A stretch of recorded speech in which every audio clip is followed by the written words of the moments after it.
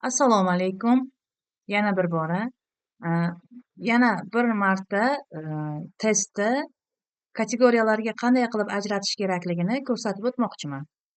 Demak, добавить element или resursni tanlaymiz, testga kiramiz va o'zimizga kerakli testni yozib olamiz. Test nomini yozdik. Kerakli o'zgartirishlarni kiritib, сохранить и вернуться kursga o'tamiz. Demak, kursga o'tdik. Buni namuna sifatida bo'lgani uchun men yashirib qo'yyapman. Va testning o'ziga qaytadan kiramiz.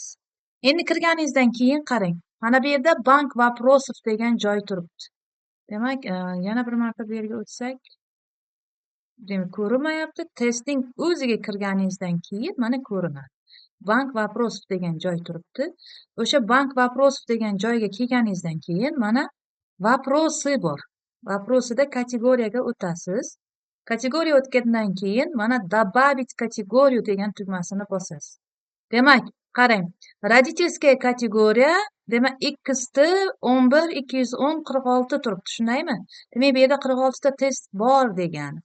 Siz esa mana bu yerga lesson, demak 18 deb yozamiz. Lesson 18 yoki bo'lmasam lesson 1 deb yozaman. Lesson 1 birinchi kategoriya. Va u yerda добавить kategoriyu degan tugmani bosamiz. Mana.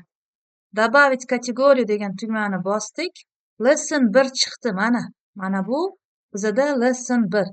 Testni endi saqlayman desangiz, demak avval testni import qilib olaman desangiz, demak lesson 1 ni bosasiz.